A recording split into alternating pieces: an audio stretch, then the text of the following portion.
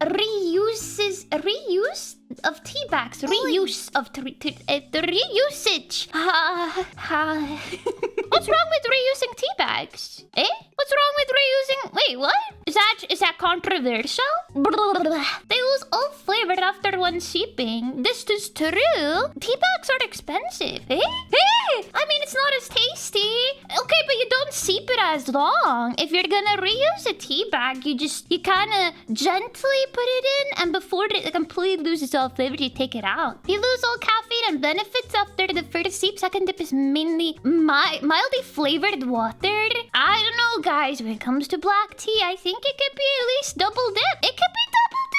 I'll have you know, when I was a little croc and we visited my Grammy's house, we had to reuse tea bags because we couldn't afford. I don't mind it. I don't mind it at all. If I went to your house and you were like, can you reuse my tea bag? I'd be like, I'll have a glass of water. But I wouldn't judge you for it. No. I think if you could still get a little flavor out of the tea bag, it's Daijo Boop, man. It's Daijo Boop. But I'm sure that Cleo would agree that some tea bags are strong and have the ability to be sipped twice. Yeah. And also, why is this a problem when people do this with filtered coffee?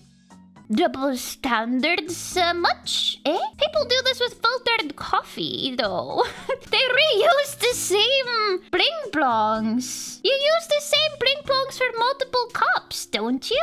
You use the same, coffee grounds for multiple cups of coffee. Eh?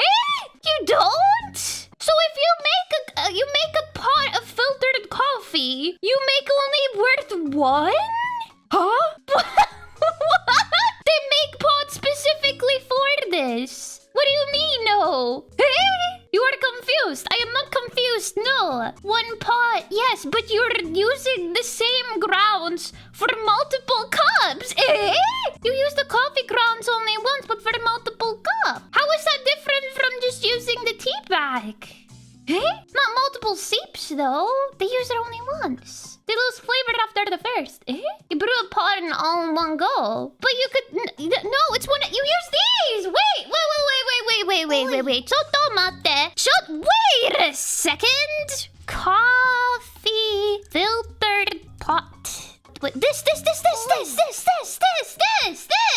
You take what? You have one of these? You put in some, like, a teaspoon in the bottom, then you add hot water, and then you press it down. And then because the coffee grounds are at the bottom, you can add more water. You add more hot water back into it until the water is, like, not as brown anymore. Because the coffee is already pretty strong, so if you reuse it, you just don't get as strong of a cup the second time, which is nice because the initial cup is bitter. Yeah. A drip coffee maker can make 10 cups at a time, but the grounds are discarded afterward. I mean, you can make 10 cups out of this too. Probably. Add less grounds from the start if it's too strong. But that's a waste of time. I thought that was normal. I thought that's how everybody else did it. Add a pinch of salt to your coffee. It covers the bitterness. Ooh, salty coffee.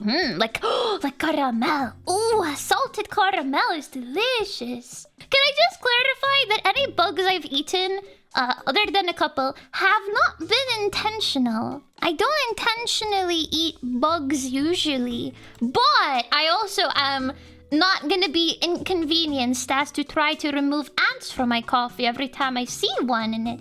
Have you ever tried doing that?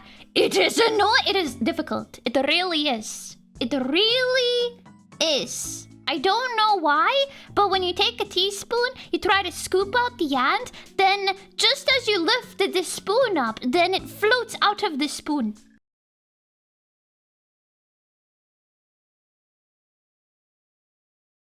Everybody, make sure to like, comment, and subscribe to Low Effort Clips. That's right, Low Effort Clips, right here on YouTube.com. Yeah, and hit the notification bell. Yeah.